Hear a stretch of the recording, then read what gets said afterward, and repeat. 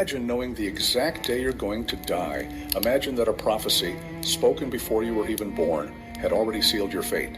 And now imagine that knowing all of this, you looked destiny straight in the eye and chose to go anyway. Not for money, not for power, not out of obligation, but for love. This is the story of the deadliest warrior the world has ever known. The story of a man who was almost a god, but who fell because of the smallest part of his body. This is the story of Achilles. And I promise you, by the time you understand the ending, you'll never look at the beginning the same way again. It all starts before Achilles even exists. At the top of Olympus, two of the most powerful gods in the universe, Zeus, Lord of the skies, and Poseidon, Lord of the seas, were fighting over the same woman, Thetis, a beautiful sea nymph, a goddess of the ocean's depths. Either one would have done anything to have her, until a prophecy rang out and froze the blood of the immortals. The son Thetis bore would be greater than his own father. Think about the weight of those words. A son of Zeus, greater than Zeus. A son of Poseidon, greater than Poseidon. No god in the universe was willing to raise their own destroyer, so the gods did what the powerful always do when they feel fear. They pushed the problem away. Thetis, a goddess, was forced to marry a mortal, a man named Peleus, king of the Myrmidons. That way, if the son turned out greater than the father, he'd only be greater than a man. A small problem. Or at least that's what they thought.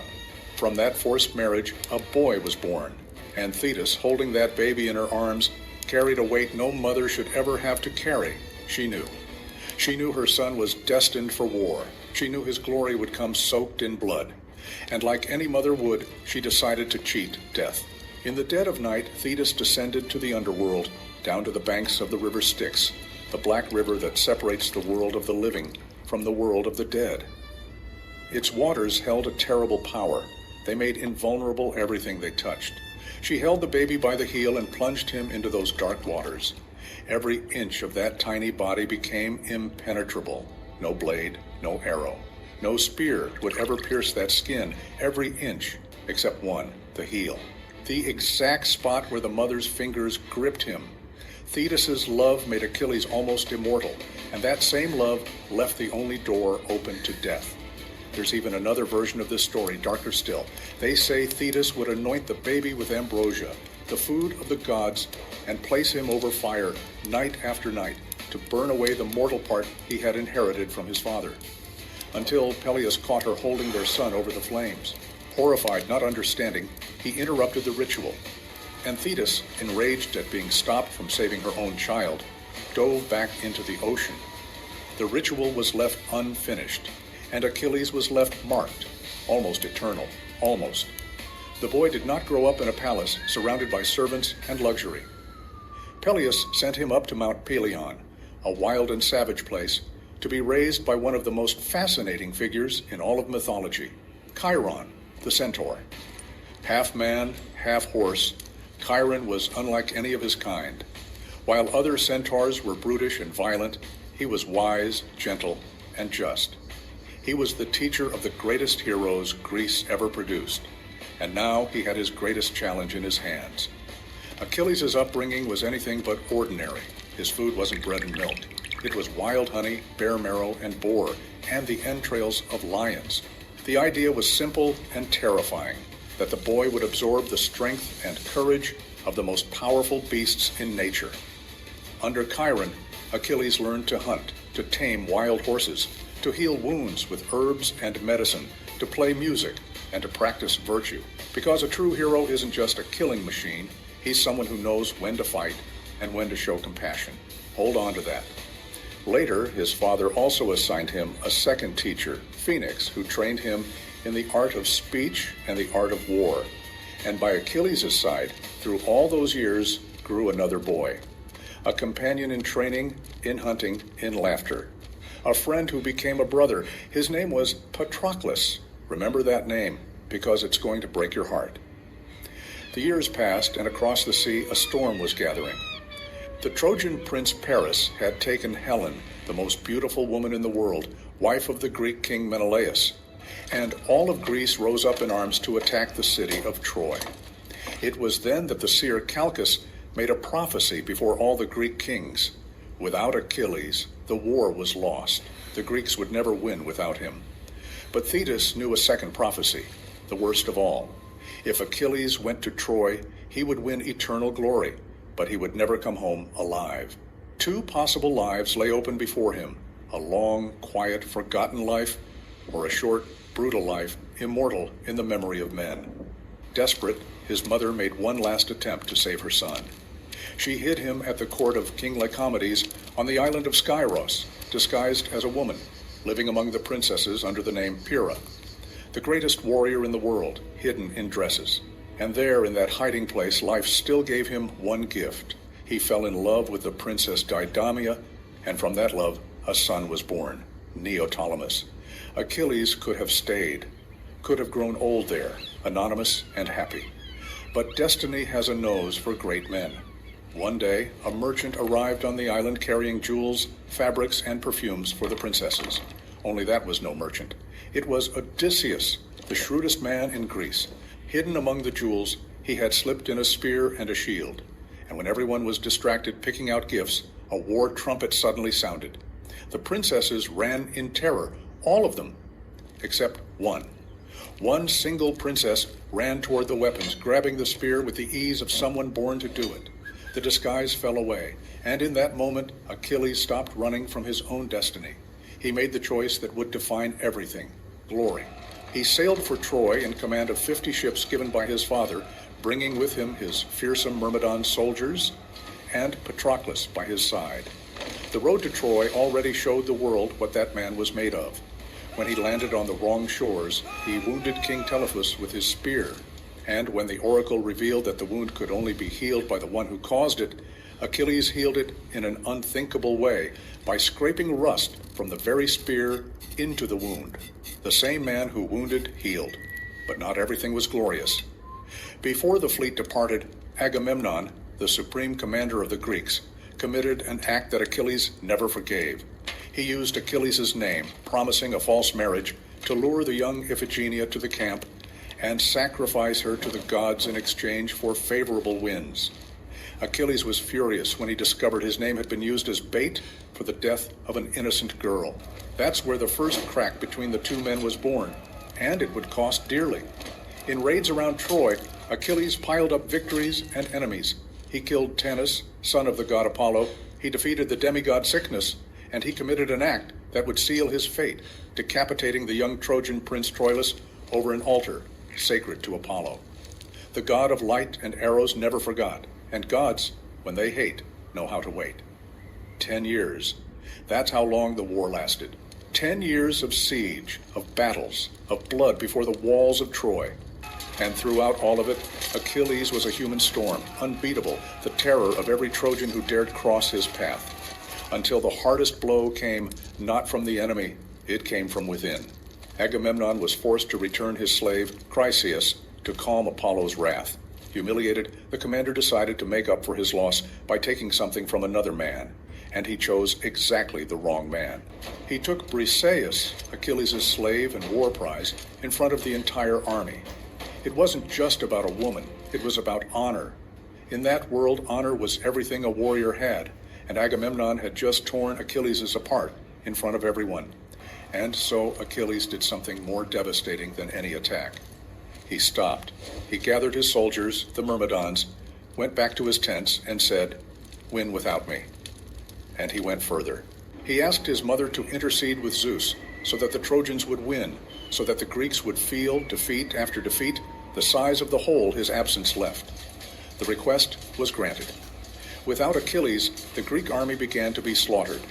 The great Trojan leader, Hector, the noblest of King Priam's sons, pushed the Greeks all the way back to the beach, pinning them against their own ships. Flames were already licking at the hulls. It was the beginning of the end. It was then that Patroclus, tears in his eyes, went to Achilles' tent. He couldn't bear to watch his companions dying anymore, and he begged, "If you won't fight, lend me your armor. Let the Trojans see it shining on the field and think you've come back. The terror of your name alone can save the ships." Achilles hesitated, but he agreed with one condition, one single order. Drive them away from the ships and come back. Don't chase them to the walls. Come back. Patroclus put on his friend's armor, and for a moment the plan worked perfectly. The Trojans, believing Achilles had returned, pulled back in panic. Patroclus pushed them away from the ships, fighting like never before. But drunk on victory, he disobeyed. He chased the Trojans all the way to the walls of Troy, and there, before the city gates, the god Apollo intervened, stunning him mid-battle. And Hector drove his spear into Patroclus, thinking he was killing Achilles. The armor had fooled even death itself. When the news reached the camp, time stopped. Achilles collapsed to the ground. He covered his face and hair in ash. He refused food, refused water, refused comfort. His cry of grief was so deep, so terrible, that his mother heard it from the bottom of the ocean and rose to the surface to weep with him.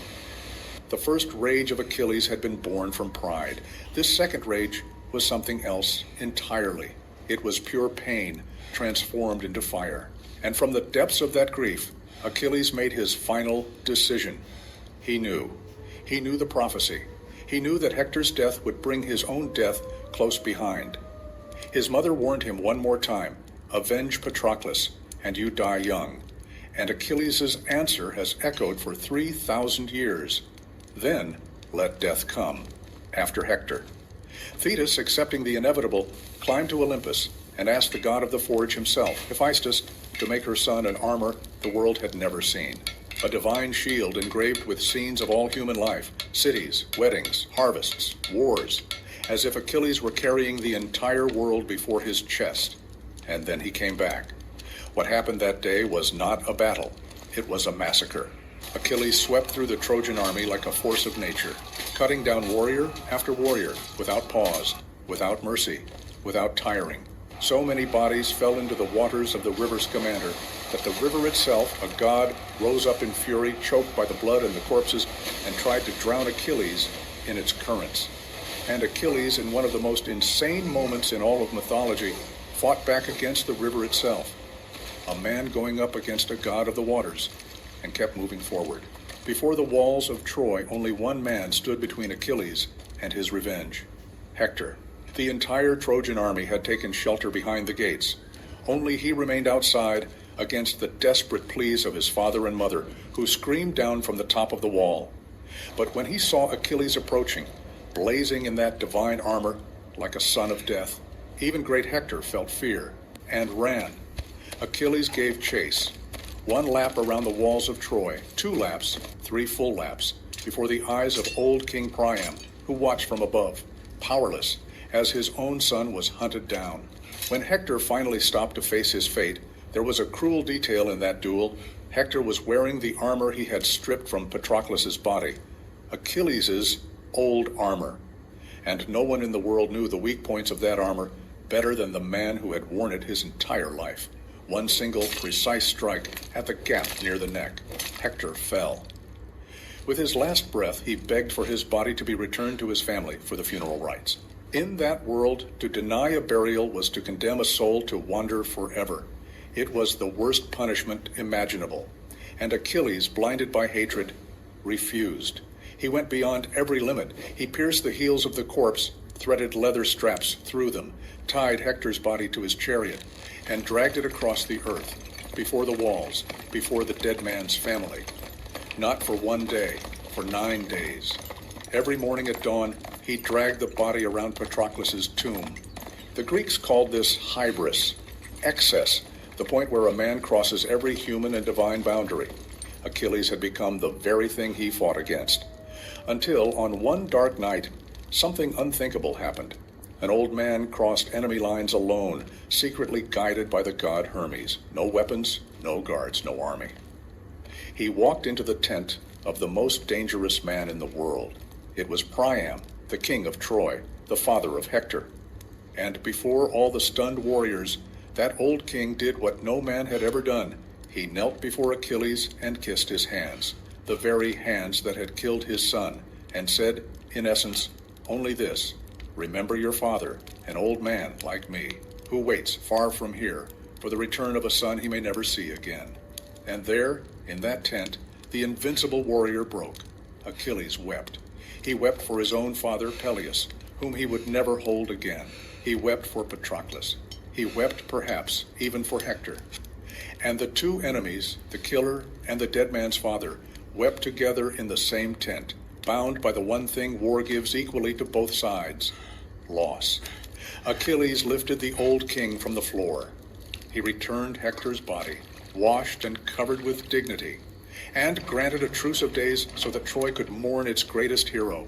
The rage that no army in the world could overcome was overcome by a father's tears. This is where Homer's Iliad ends, not with a victory, but with a funeral. But the story of Achilles isn't over yet, because destiny never forgets a promise. The war went on, and Achilles kept piling up impossible feats. He faced Penthesilea, the queen of the Amazons, a warrior who was his equal. He won. But when he removed the fallen queen's helmet, he saw her face for the first time and fell in love with her in the exact instant of the killing blow. One of the most tragic scenes in all of mythology, loving someone in the same second you take their life. Afterward, he killed Memnon, the mighty king of Ethiopia, son of the goddess Aurora, avenging the death of his companion Antilochus. Avenging friends, by this point, was Achilles' signature. He seemed truly invincible, untouchable, almost a god walking among men, almost, until one day, from the walls of Troy, a bow was drawn. The one holding it was no great warrior, no hero. It was Paris, the prince who had started the whole war and spent 10 years hiding from it. Alone, Paris never could have hit that target. But he wasn't alone. Apollo, the god who never forgave Achilles for the deaths of his sons and the desecration of his altar, guided the poisoned arrow through the air. It didn't strike the chest, didn't strike the head, didn't strike the heart. It struck the heel, the only point on his body the waters of the Styx had never touched, the only place where, many years before, a mother's fingers had held a baby over a dark river, trying to save him from death. There are those who tell a different version, that Achilles was lured into an ambush when he went, unarmed, to negotiate his marriage to the Trojan princess Polyxena in one last gesture of peace. Whether in open battle or in a trap, the outcome was the same. The greatest warrior in history fell because of the smallest point on his body, and at the hand of the smallest of men. When Achilles' funeral pyre finally burned out, the Greeks fulfilled his last wish. They gathered his ashes and mixed them with the ashes of Patroclus, kept since his death in a golden urn. The boy from Mount Pelion and his brother in soul, separated by war, united forever in eternity. And Zeus, recognizing the glory of that mortal whom the gods had feared before he was even born, carried him to the Elysian fields, the island of the blessed, the paradise reserved for the greatest heroes. Achilles got exactly what he chose on that island when he dropped the disguise and grabbed the spear. A short life and an eternal name. And here we are, 3,000 years later, on the other side of the world, still telling his story. The prophecy was right in the end. Thetis' son really did become greater than his father, greater than kings, greater, perhaps, than the very gods who feared him. But maybe the real question this story asks isn't why Achilles chose to die. Maybe it's something else aimed at you who made it all the way here. If you knew the price of your glory, would you pay it? Would you choose the long forgotten life or the short eternal one? Let me know in the comments. I want to hear what you choose. And if this story gave you chills, you already know what to do. Hit like, subscribe to the channel, because the next legend is already waiting for you.